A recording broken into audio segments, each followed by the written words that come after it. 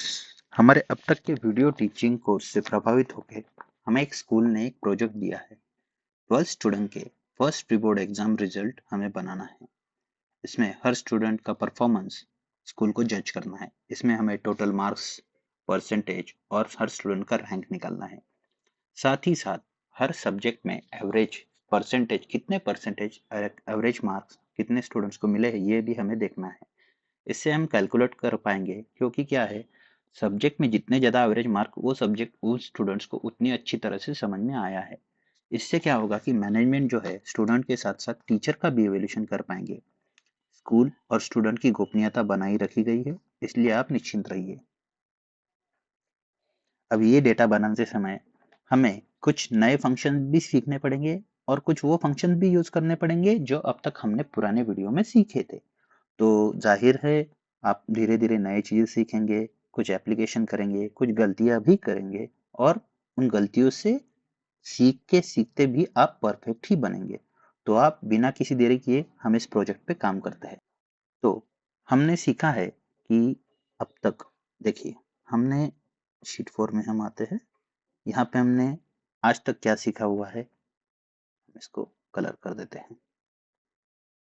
मान लीजिए ऐसे कलर करते हैं ताकि आपको आसानी रहे। हमने आज तक क्या सीखा है? डेटा एंट्री सीखा है, जानते हैं आप।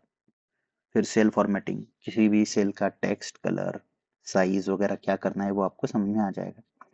फिर टेक्स्ट फॉर्मेटिंग में टेक्स्ट का साइज, टेक्स्ट का कलर, टेक्स्ट का जो ओरिएंटेशन है वो आप सीखे हैं। फिर format background on colour on sale, ये मतलब वही हो गया बैकग्राउंड। सम फार्मूला आपने सीखा है लास्ट वीडियो में, एवरेज फार्मूला आपने सीखा है, परसेंटेज कैसे कैलकुलेट करते हैं, और सेल रेफरेंसिंग भी सीखा है कि दो सेल को ऐड करके तीसरे सेल में आउटपुट आता है, और पहले और दूसरे सेल का अगर आप वैल्यू चेंज करेंगे तो आपके आउटपुट का वैल्यू भी चेंज होता है। ये अब तक आपने सीखा है। अभी इस वीडियो में ये डेटा बनाने के लिए हमें नया क्या क्या सीखना है। एक तो हमें सीखना है फाइंड फंक्शन, फिर फाइंड एंड रिप्लेस फंक्शन, फिर फिल्टर फंक्शन, फिर सॉर्ट फंक्शन, फिर रैंड बिटवीन फंक्शन और फिर फ्री स्पेन फंक्शन। तो आइए बिना कोई देरी किए हम धीरे धीरे सीखते हैं। तो जैसे देखिए, ये हमारे पास स्टूडेंट की लिस्ट है। यहाँ पे स्टूडेंट का नाम कोई भी मेंशन नहीं किया गया है। 60 स्टूडेंट का स्टूडेंट 1, स्टूडेंट 2 ऐसे करते हुए 60 स्टूडेंट का नाम लिखा हुआ है। अभी आप चाहते हैं, जैसे कि मैं चाहता हूँ कि जैसे ही मैं नीचे नीचे जाऊँ तो ये वाला कॉलम है, ये हेडर वाला कॉलम 5 5th रो, ये हमें ऐसे ही दिखते रहे। जैसे ये ABCD हम कितना भी नीचे जाए तो ये दिखता ही रहता है, और ये जो 16 17 18 है, ये कितना भी नीचे जाए तो ये वाला कॉलम और ये वाली रो हमेशा हमारे लिए फाइनल रहते हैं। तो मैं चाहता हूँ कि इसका हमें फाइनल रहे। तो आप एक याद रखिए, आपको जिस सेल के ऊपर का, मान लीजिए ये सेल है, इसको मैं कलर कर देता हूँ, ये वाला सेल, ये इसके ऊपर का डेटा हमेशा हमें दिखता रहना चाहिए और इसके लेफ्ट साइड का डेटा हमें दिखता रहना चाहिए। तो हम क्या करेंगे, इस सेल को सिलेक्ट करेंगे, व्यू में जाएंगे और यहाँ पे एक फ्रीज पेन नाम का ऑप्शन है। जैसे ही हम इसे फ्रीज पेन करेंगे तो अभी देखिए, ये जो रो है इसके ऊपर का डेटा, मतलब ये मैथ वाला जो नाम है ये हमेशा दिखता रहेगा, आप कितना भी नीचे जाइए। और ये स्टूडेंट 1 जो है ये हमेशा दिखता रहिए, आप कितना भी राइट में जाइए। मान लीजिए मैं राइट में जा रहा हूँ, देख रहे हैं आप, स्टूडेंट नेम वाला जो कॉलम है वो हमेशा आपको दिख रहा है, कितना भी राइट में चले जाओ। मान लीजिए आप देखिए, आप कम से कम 400 रो तक आगे आगे रहेंगे, देखिए फिर भी आपको दिख रहा है। समझ गए आप? अब जैसे मैं नीचे भी चला जाऊं, देखिए ऊपर वाला रो हमेशा फ्रीज ही है। तो जैसे हमने अपने पहले ही पार्ट में देखा था कि हमें आज क्या क्या सीखना है, पहले मैं इसका कलर हटा देता हूँ। ये देखिए यहाँ पे मैं आया, यहाँ पे हमने फ्रीज पेन आज सीख लिया, ठीक है। अभी हम सीखेंगे rand between function. Rand between function कैसे काम करता है? रैंड बिटवीन फंक्शन का काम है कि कोई भी एक सेल में एक स्पेसिफिक रेंज के बिटवीन कोई भी एक नंबर दे देगा। जैसे मान लीजिए अभी मुझे पता है कि मैथ में स्टूडेंट जो है 50 से 100 के बीच में कोई भी नंबर ला सकते हैं। अब मैं हर किसी को, मान लीजिए इसको 12, इसको 14, स्टूडेंट 2 को 14, ऐसे हर बार किसी को मैन्युअली टाइप करते बैठूंगा तो मेरा बहुत टाइम वेस्ट होगा ना। तो रैंड बिटवीन फंक्शन क्या करता है, इक्वल्स टू रैंड बिटवीन, और इसमें मैं लोअर रेंज देता हूँ, मान लीजिए 15, और हायर रेंज, क्योंकि किसी भी सब्जेक्ट में मैक्सिमम 100 ही मार्क है तो मैं 100 दे देता हूँ। और मैं इसको जैसे एंटर करता हूँ तो देखिए इसको 23 मार्क दे दीजिए। ये कोई भी रैंडमली मार्क दे रहा है, इसमें कोई ऐसा डिसाइड करके नहीं है। अभी मैं एक रो पे मैन्युअली टाइप करूंगा, हर बार फॉर्मूला थोड़ी टाइप कर फंक्शन थोड़ी टाइप करते बैठूंगा। तो मैं क्या करूंगा, यहाँ पे ये पूरी रेंज सिलेक्ट कर लूंगा। 60 स्टूडेंट की ये जो रेंज है मैंने सिलेक्ट की ली है। फिर मैं पहले रो में आऊंगा, C6 में यहाँ पे फॉर्मूला लिखूंगा रैंड बिटवीन, और यहाँ पे मैं मानता हूँ कि हर स्टूडेंट हर सब्जेक्ट में कम से कम 30 मार्क तो लाएगा ही। तो 30 लोअर रेंज देते हैं और कॉमा 100 हायर रेंज देते हैं। जैसे ही मैं अभी कंट्रोल और एंटर दबाऊंगा, ब्रैकेट क्लोज करने के बाद सीधा एंटर दबाऊंगा तो सिर्फ सिंगल रो में ही आएगा, सिंगल सेल में ही आएगा। लेकिन अगर मैं कंट्रोल एंटर दबाऊंगा तो ये पूरे डेटा में आएगा। देखिए अभी मैं कंट्रोल और एंटर दबा रहा हूँ, अब देख रहे हैं, समझ रहे हैं। तो अब ये डेटा और ये मार्क्स है जो इन स्टूडेंट ने अचीव किए हैं, ये रैंडमली दिए गए हैं। इसमें कोई आपको कोई डिसाइड करके नहीं दिया गया है, कुछ नहीं, ये सिर्फ हम बना रहे हैं। ठीक है, तो ये रैंडमली डेटा है और रैंडमली मार्क है। तो स्टूडेंट 3 को बुरा मानने की जरूरत नहीं कि भाई मैंने फिजिक्स में 34 ही क्यों अचीव किए हैं, क्योंकि ये रैंडमली कंप्यूटर द्वारा दिए गए मार्क है। और स्टूडेंट 1 को भी खुश होने की जरूरत नहीं कि भाई मैंने 97 मार्क्स लाए हैं फिजिक्स मैथ्स में, तो ये रैंडमली डेटा दिया हुआ है। रैंड बिटवीन को मैंने एक बार रिफ्रेश कर दिया है, सबके मार्क अलग अलग हो गए हैं। अभी हम यहाँ पे रैंड बिटवीन का मतलब तो समझ गए होंगे। तो मैं यहाँ आता हूँ और रैंड बिटवीन को यहाँ पे मैं ये कर देता हूँ। अभी देखिए हर स्टूडेंट के मार्क्स आपको दिख रहे हैं। तो आप जानते हैं कि अभी टोटल मार्क्स कैसे निकलना है। टोटल मार्क्स निकालने के लिए हम क्या करेंगे, आप ही बताइए। फंक्शन आपको पता है इज इक्वल टू सम, या फिर इसका शॉर्टकट भी मैंने आपको बताया था। क्या करना है आपको, यहाँ पे आना है और यहाँ पे सम या आल्ट प्लस इक्वल का बटन एक साथ भी दबाएंगे तो देखिए कंप्यूटर ने डेटा ऑटोमेटिक सिलेक्ट कर लिया है। और इसको मैं एंटर करूंगा, जैसे एंटर करूंगा इसके सबके टोटल मार्क्स आ गए हैं। अब ये यहाँ पे मैं नीचे ड्रैग कर दूंगा तो 60 स्टूडेंट के टोटल मार्क्स आ गए हैं। अभी आप समझ गए, ठीक है। अभी परसेंटेज कैसे कैलकुलेट करते हैं, is equal to total marks divided by maximum marks. Maximum marks कितने होते हैं, ये कितने सब्जेक्ट है, 1 2 3 4 5 5 सब्जेक्ट के मैक्सिमम, हर सब्जेक्ट में 100 मार्क, मतलब 5 सब्जेक्ट के हो गए 500 मार्क्स। और इसको आप दो तरीके से परसेंटेज निकाल सकते हैं।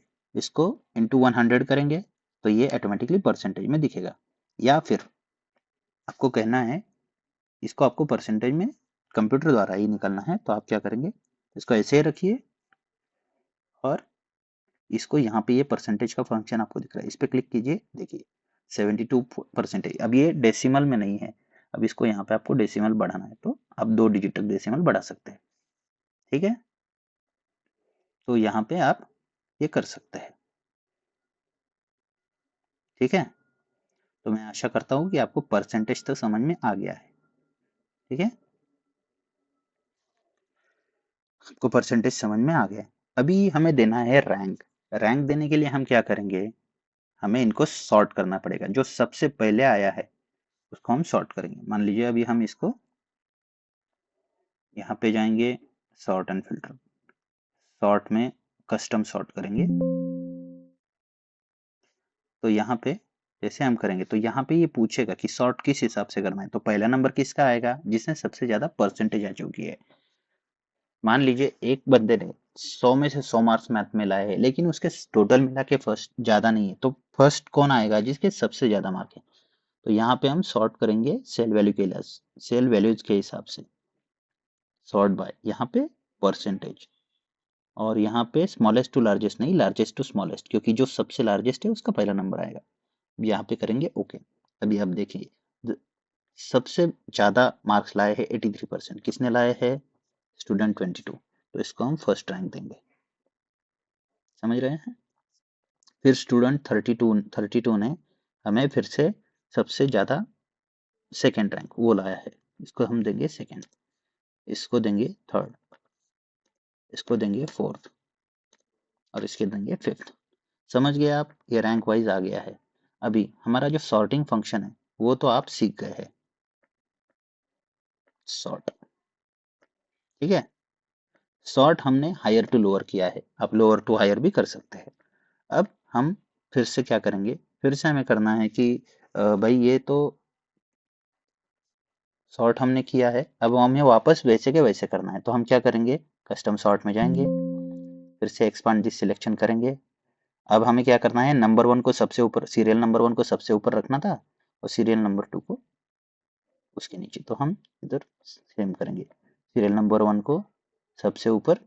अभी देखिए फिर से जैसे था वैसा हो गया। अब इनके रैंक्स भी आ गए हैं। तो सॉर्ट फंक्शन आप सीख गए हैं। अभी हम करेंगे फिल्टर फंक्शन।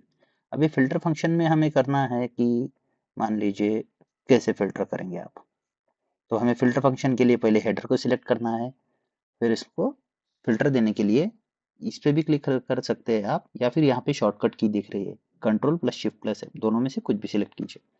अभी देखिए जैसे आपने फिल्टर पे क्लिक किया, अभी आपको देखना है कि 72.40% कितने स्टूडेंट्स लाए हैं।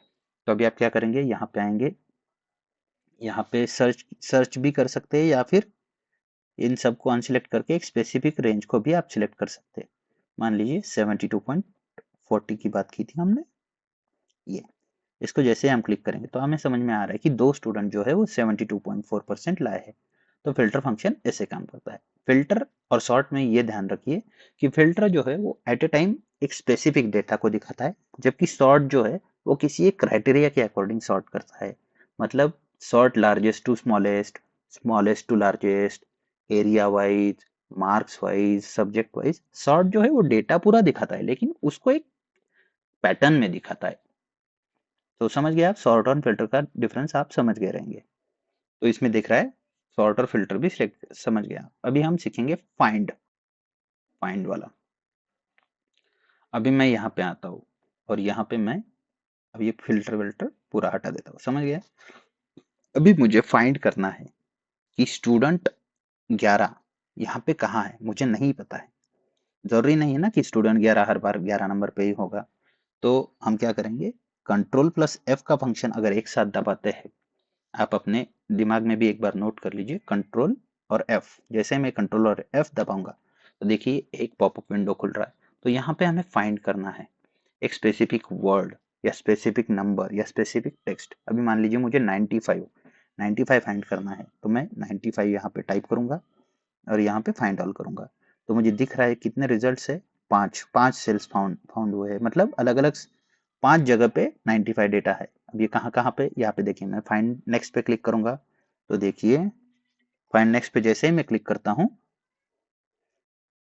तो 95 जो है वो 5 सेल्स में है। अब ये कौन से है, फाइंड ऑल अगर हम करेंगे तो देखिए 95 पहले ये वाला आ गया है, फिर हम उसको दूसरा मतलब ये स्टूडेंट 4 ने मैथ्स में 95 सर्च स्कोर किया है।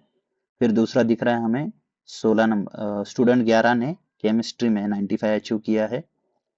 फिर हम 95 स्टूडेंट 15 ने अचीव किया है बायोलॉजी में। तो यहाँ पे आप देख पा रहे होंगे। तो ये आपका फाइंड फंक्शन का मतलब हो गया। अभी आपको क्या करना है, आपको ये समझ में आ गया। अभी आप करेंगे कि फाइंड, फाइंड तो आप सीख गए, लेकिन आप ये जानते हैं कि फाइंड एंड रिप्लेस का मतलब क्या होता है। फाइंड एंड रिप्लेस का मतलब क्या होता है, अभी देखिए जैसे हम कंट्रोल एफ करेंगे तो हमें दिख रहा है हम मार्क्स यहाँ पे नहीं बदलेंगे, हम नाम बदल के देखेंगे, क्योंकि अगर मार्क्स बदलेंगे तो परसेंटेज बदलेगा, फिर रैंकिंग सिस्टम बदलेगा, तो हमें पूरा डेटा फिर से कवर अप करना पड़ेगा। ये डायनेमिक भी हो सकता है, लेकिन ये हमें आगे सीखना है। तो अभी हम टेम्पररी वही सीखेंगे कि सिर्फ किसी एक टेक्स्ट को कैसे रिप्लेस करना है।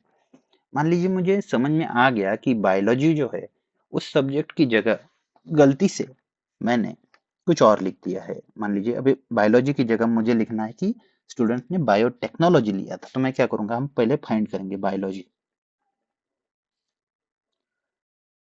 इसमें कैपिटल स्मॉल भी चलता है, लेकिन मैं बायोलॉजी, तो यहाँ पे इसने फाइंड कर लिया बायोलॉजी एक जगह है। अगर मुझे इसे रिप्लेस करना है, इसको मुझे मान लीजिए बायो टेक्नोलॉजी लिखना है,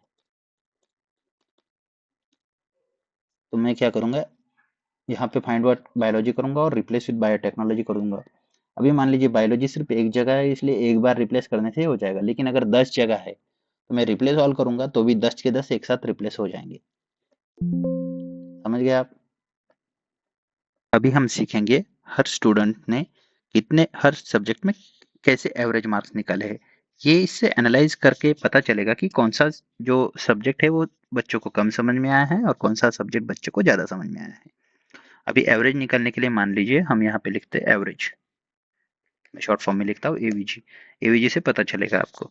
तो एवरेज निकालने के लिए मैंने आपको फंक्शन भी समझाया था, इज इक्वल टू एवरेज, या फिर यहाँ पे आ सकते हैं इस समेशन वाले सिंबल पे क्लिक करके एवरेज पे क्लिक कर सकते हैं। देखिए उसने रेंज ऑटोमेटिक सिलेक्ट कर लिया। अब यहाँ पे आप देख रहे हैं कि 66.8% मैथ्स में स्कोर किए गए हैं एवरेज सब स्टूडेंट द्वारा मिला के। और इसमें मैं पूरी तरह से ट्रैक करता हूँ। अभी इसमें थोड़े से डिजिट जो है वो कम ज़्यादा आ रहे हैं, तो हम इसको फॉर्मेटिंग करते हैं। हर सब्जेक्ट में लगे हम 2 डिजिट तक डेटा रखते हैं, तो इसमें आने के लिए हमें फॉर्मेट सेल में आना है। यहाँ पे नंबर पे क्लिक करेंगे और यहाँ पे जैसे ही 2 रखेंगे तो ये देखिए हर सब्जेक्ट जो है 2 डिजिट तक एवरेज आ गया है। तो इससे हमें पता चलेगा कि सबसे अच्छा एवरेज जो है वो 66.8 है फिजिक्स का। उसके बाद है 66.8 मैथ्स का है सेकेंड नंबर पे। थर्ड नंबर पे आपको दिख रहा है कि 65.75 है। फोर्थ नंबर पे आपका आ रहा है 64.83 और फिफ्थ नंबर पे आ रहा है 64.50। तो इसको हम कोई कलर नहीं करते, तो पांचों अलग अलग हो गए हैं। तो एवरेज से हमें पता चल रहा है कि कौन सा सब्जेक्ट लोग बच्चों का वीक है, कौन सा सब्जेक्ट बच्चों का स्ट्रांग है। एक्चुअली स्ट्रांग तो किसी का भी नहीं है, क्योंकि सबके परसेंटेज सबके एवरेज मार्क्स जो है वो 70 से कम ही है। लेकिन एक डेटा आप एनालाइज कर पाएंगे, एक प्रकार से आप डेटा एनालिस्ट बन गए हैं। तो एक्सेल यूज करके आपने डेटा को एनालाइज कर लिया है, एक टेबल बना लिया है, एक रिजल्ट आपने बना लिया है। तो मैं जाहिर करता हूँ कि आप 60 स्टूडेंट का मार्कशीट बना चुके हैं, तो आप अपने एंड पे कम से कम 5 स्टूडेंट का मार्कशीट बना के देखिए। आपको कोई भी डाउट आता है तो आप कमेंट करके हमें पूछ सकते हैं, हम ज़रूर आपकी इसमें सहायता करेंगे। Thank you.